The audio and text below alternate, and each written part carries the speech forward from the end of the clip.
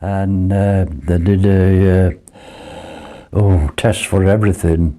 I had the camera down the throat, and you could see it. She showed me the picture, and I said, "Get it out!" You know, it hit me like a ton of bricks being dropped on my head. You know, and you were determined they removed. Oh, I didn't want it, and it. I was seeing different specialists and going for tests, going for heart tests to see if I was strong enough to go through the operation, and passing everything with flying colours. I couldn't wait to get started because I knew it would only get worse. And then the operation, I was ready for it. I was prepared. I've never been frightened of anything. You know, you take your luck and you know, if it's good luck, good. If it's bad luck, you've gone.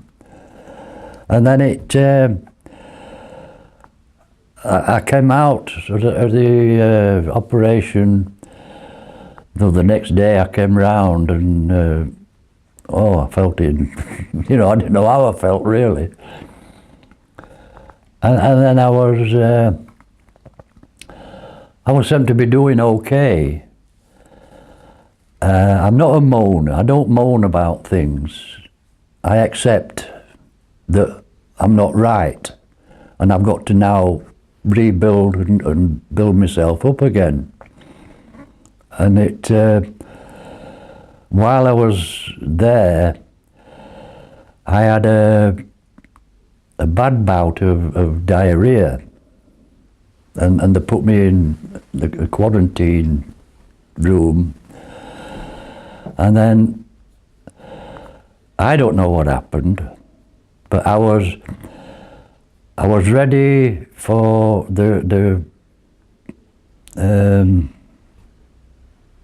Belgium Grand Prix. I'm a motoring freak. You're an enthusiast, are you? Cars or motorbikes or anything. And you were following the Belgian Grand Prix. And Spa. I've been to Spa before, and I've been all over Europe and England, and I've raced myself. I've done everything that you can possibly do with it. And I just bought, you know, the little little TVs you have. You can buy a ticket for £10. It goes for 3 or 4 days.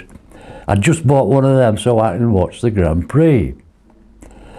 But I never saw the Grand Prix because I had this relapse and I was sent into a coma. And I was in this coma for a week and I knew nothing about. This was after your diagnosis then? So this was after the operation. After the operation, during the recovery period? Yeah. Suddenly you had this setback. I was in intensive care. What did they say this was due to, this coma? They don't know. They didn't know, nobody knew. And I went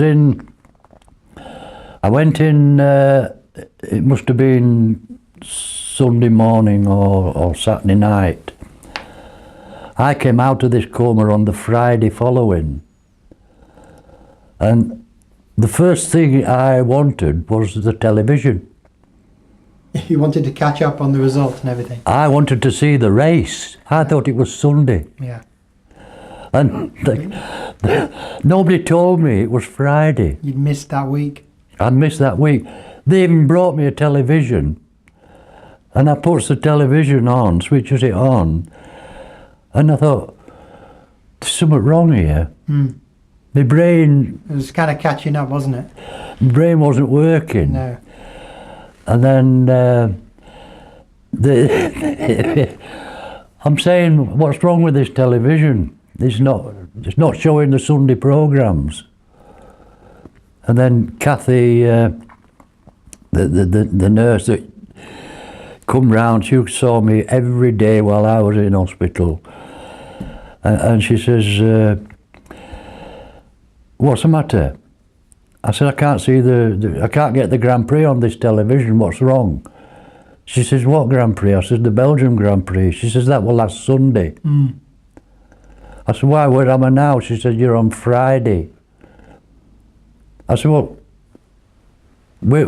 I was getting more confused. I know, it takes a while after so severe illness. And she explained to me that they nearly lost me. I've been in a coma. Nobody, I've been having visitors that I didn't even know had come or anything. And they were asked to talk to me and one thing or another. And then, of course, it started clicking then. And then Minas, who's she's down as my carer and guardian and what have you. And she says, she was visiting me the day after I'd come out of this, like the morning I'd come out of this coma. And I'm saying to her, I said, you see that lady across there, the bed across there? She says, yeah. I said, she's dead. She says, what are you on about?